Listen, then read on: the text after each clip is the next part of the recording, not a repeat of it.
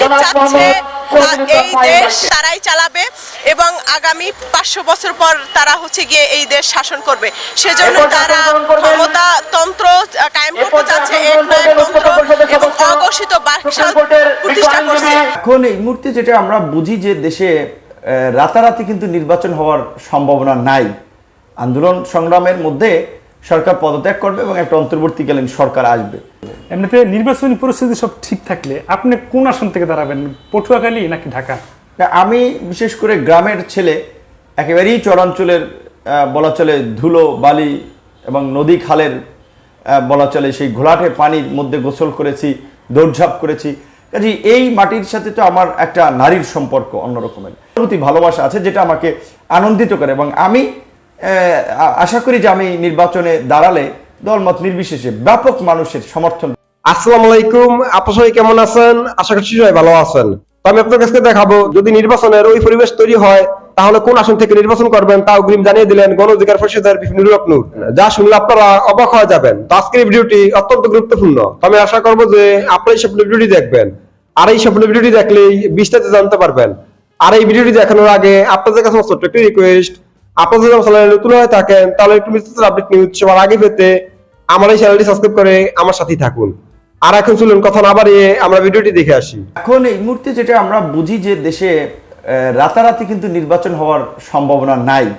আন্দোলন সংগ্রামের মধ্যে সরকার পদত্যাগ করবে এবং একটা অন্তর্বর্তীকালীন সরকার আসবে এবং রাজনৈতিক ঐক্যমতের ভিত্তিতে তারা একটা নির্দিষ্ট সময় পর্যন্ত থেকে প্রশাসনকে ঢেলে সাজানো একটা নিরপেক্ষ প্রশাসন তৈরি করা, শপথবদ্ধ বিচারপতিদেরকে কিক আউট করে স্বাধীন বিচার বিভাগ আপনার পরিবেশ নিশ্চিত করা এবং একটা লেভেল প্লেইং ফিল্ড, একটা সহনশীল রাজনৈতিক পরিবেশ তৈরি করা, তারপরে নির্বাচন হবে।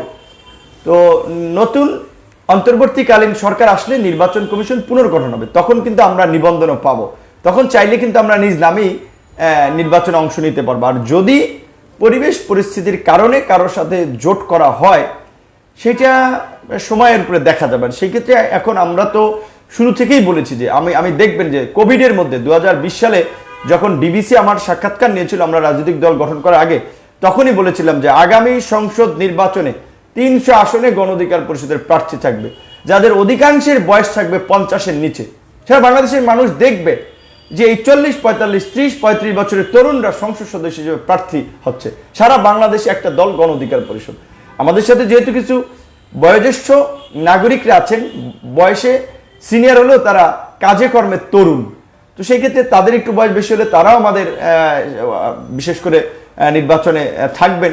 সেই ক্ষেত্রে নবীন এবং প্রবীণদের সমন্বয় করে আমরা সিদ্ধান্ত নিব যে আসলে আমরা কাদেরকে জোট করলে নির্বাচন দেব, আর সিঙ্গেল করলে তো 300 আসনই আমাদের প্রার্থী থাকবে। এই চমক আমরা দেশের মানুষের কাছে দেখাতে চাই, তরুণদেরকে আমরা চিন্তা করাতে চাই যে তাদের এই দেশের এমপি, মন্ত্রী, প্রধানমন্ত্রী হওয়ার সুযোগ আছে, স্বপ্ন দেখতে হবে। সেই স্বপ্ন গণ অধিকার পরিষদের মাধ্যমে আমরা দেখাতে চাই এবং বাস্তবায়ন করতে চাই। যে কারণে আমাদের চিন্তা ভাবনা একেবারে যে যদি নির্বাচনের ওই পরিবেশ আমরা দেশে তৈরি হয় এবং আমরা নিবন্ধন পাই তাহলে 300 আসনই আমরা প্রার্থী দেবো। এমনিতে নির্বাচনী পরিস্থিতি সব ঠিক থাকলে আপনি কোন আসন থেকে দাঁড়াবেন, পটুয়াখালী নাকি ঢাকা? আমি বিশেষ করে গ্রামের ছেলে, একেবারেই চরাঞ্চলের বলা চলে ধুলো বালি এবং নদী খালের বলা চলে সেই ঘোলাটে পানির মধ্যে গোসল করেছি, দৌড়ঝাঁপ করেছি। কাজে এই মাটির সাথে তো আমার একটা নারীর সম্পর্ক অন্যরকমের এবং বিশেষ করে গ্রামের মানুষ, আপনি জানেন যে ঢাকা বিশ্ববিদ্যালয়ে সব গ্রামের ছেলেমেয়েরা প্রতি বছর চান্স পায় না। কাজে যখন থেকে ঢাকা বিশ্ববিদ্যালয়ে চান্স পেয়েছি তখনই আমার এলাকার মানুষের একটা অন্যরকমের প্রত্যাশা ছিল।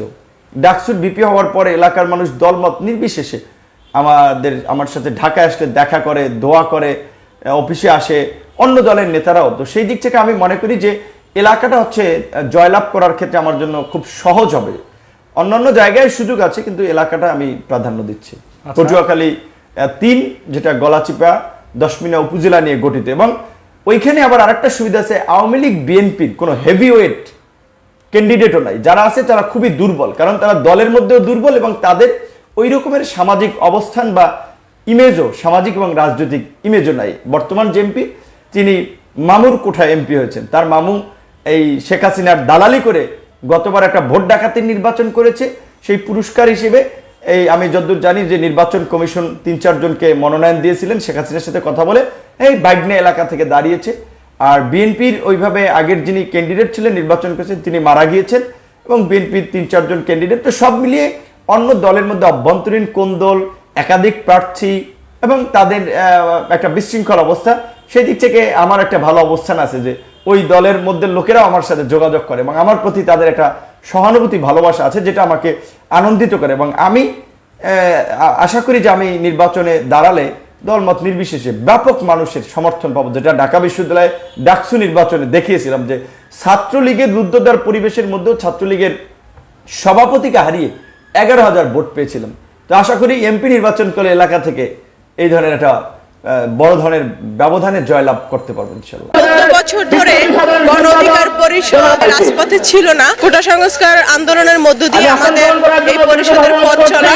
সেই জায়গা থেকে বিএনপিতে যেহেতু রাজপথে কোনো সভা সমাবেশ করতে দেয়নি, সেই জায়গা থেকে গণ অধিকার পরিষদ কিন্তু সবসময় বিরোধী দলের ভূমিকা পালন করে আসছে। সংসদে যাদেরকে দেখছেন গৃহপালিত বিরোধী দল জাতীয় পার্টি, তারা কিন্তু সবসময় সরকারের পৃষ্ঠপোষক হিসেবেই কাজ করেছে। কিন্তু গণ অধিকার পরিষদ সবসময় চেয়েছে সকল দলের অংশগ্রহণে একটি নিরপেক্ষ সরকারের অধীনে গণ অধিকার পরিষদ সহ সকল রাজনৈতিক দল অংশগ্রহণ করুক। কিন্তু আওয়ামী লীগ চাচ্ছে এই দেশ তারাই চালাবে এবং আগামী 500 বছর পর তারা হচ্ছে গিয়ে এই দেশ শাসন করবে। সেজন্য তারা ক্ষমতাতন্ত্র কায়েম করতে চাচ্ছে, একনায়কতন্ত্র এবং অঘোষিত বাকশাল প্রতিষ্ঠা করছে। তার প্রতিবাদে গণ অধিকার পরিষদ সকলের সাথে দল মত সবার সাথে একত্রতা প্রকাশ করে গণ অধিকার পরিষদকে বিরোধী দলের ভূমিকা পালন করছে এবং গণ অধিকার পরিষদও চাচ্ছে যে বিরোধী দল হিসেবে সংসদে যাওয়া যাবে। আমি আশা করছি যে আপনারা সম্পূর্ণ ভিডিওটি দেখেছেন। আপনাদের যদি বৃষ্টি নিয়ে কোনো মতামত থাকে আমাকে অবশ্যই কমেন্টে জানাবেন। আর আপনারা যদি চ্যানেলে নতুন হয়ে থাকেন তাহলে আমার এই চ্যানেলটি সাবস্ক্রাইব করে আমার সাথেই থাকুন। তো দেখা হচ্ছে পরবর্তী ভিডিওতে। সেই পর্যন্ত সবাই ভালো থাকবেন, সুস্থ থাকবেন। আল্লাহ হাফেজ।